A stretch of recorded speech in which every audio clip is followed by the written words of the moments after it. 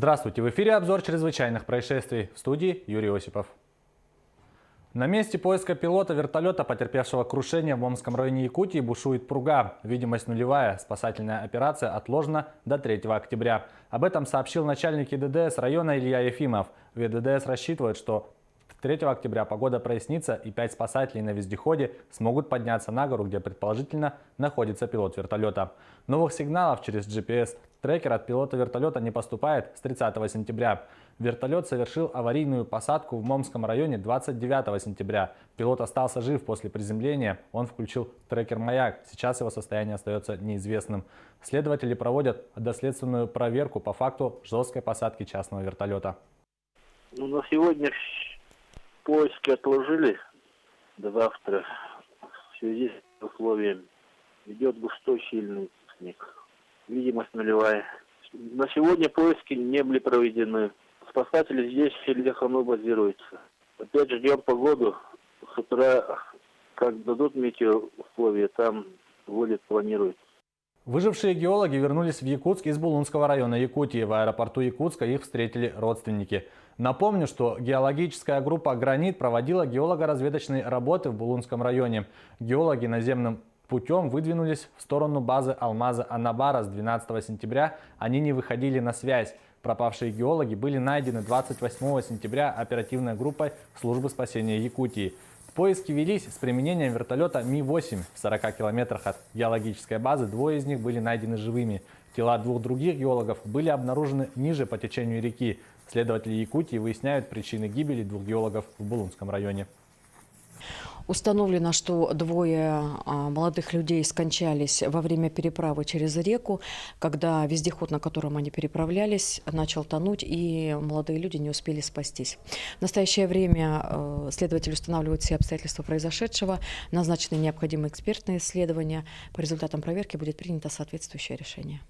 На водоканале в Якутске произошел выброс хлора. Существует угроза химического заражения территории станции ГРЭС. Такова легенда учений, которые проводят на территории предприятия. Тренировка проходит в рамках второго этапа всероссийских штабных учений по гражданской обороне. Чтобы обеспечить защиту персонала, проводят мероприятия по укрытию работников в убежище.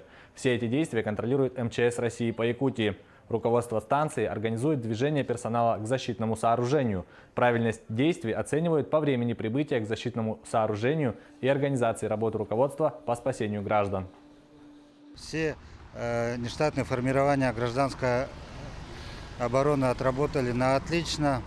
Должностные обязанности знают. И хочется отметить подготовку защитного сооружения, что оно готово, имеются все запасы для людей, которые там будут укрываться. Мирнинский межрайонный следственный отдел возбудил уголовное дело по факту загрязнения реки Ирилях. Сообщение о загрязнении поступило в прокуратуру города еще 19 августа. В поселке Алмазный из-за поступления большой воды по руслу в район отработки месторождения Ириляхская россыпь дражным способом произошел прорыв дамбы номер 7. Из-за этого на русловых перемычках 7, 6, 2 и 1 пошел перелив воды, что привело к их размыву, и вода из дражных котлованов поступила в реку Ирилях. 22 августа в отработанных пробах воды установлено превышение предельно допустимой концентрации взвешенных веществ, железа и меди.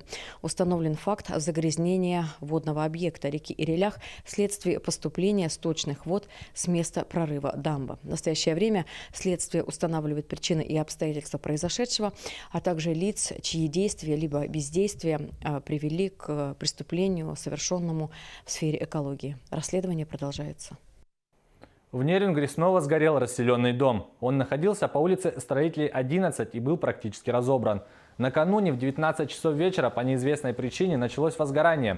Огонь потушили, и площадь повреждения составила 60 квадратных метров. Но к 3 часам ночи поступил новый вызов о пожаре в том же доме. Строение сгорело полностью. По предварительной версии, причиной пожара может быть поджог. Ранее неоднократно судимый 37-летний житель Ленского района Якутии подозревается в краже из частного дома охотничьего ружья. Выяснилось, что мужчина знаком с 69-летним хозяином дома и знал, что у него хранится охотничье ружье.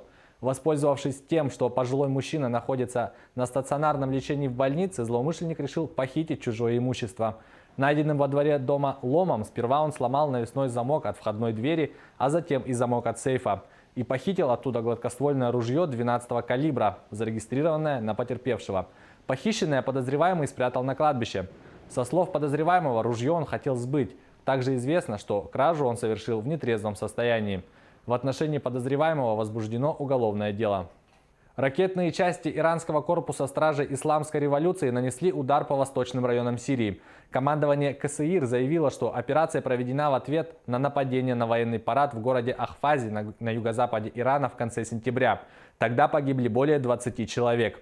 Подробности в репортаже наших коллег. В ночь с воскресенья на понедельник Иран выпустил 6 баллистических ракет по восточным районам Сирии. Как сообщают иранские издания со ссылкой на корпус стражей исламской революции, целями ударов были объекты радикальных группировок, осуществивших нападение на участников и зрителей военного парада в Ахвазе. Во время атаки 22 сентября погибли 25 человек, в том числе 12 военнослужащих КСИР.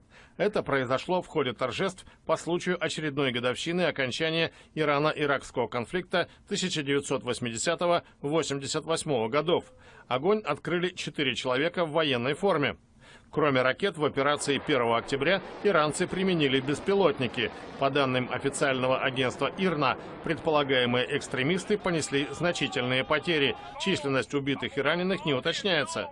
Как отмечает близкое к стражам агентство СИПАХ, на ракетах были начертаны угрозы в адрес Соединенных Штатов, Израиля и Саудовской Аравии. Эти страны, как полагают в Тегеране, стоят за нападавшими на парад в Ахвазе. Это была рубрика «Чрезвычайные происшествия». Берегите себя.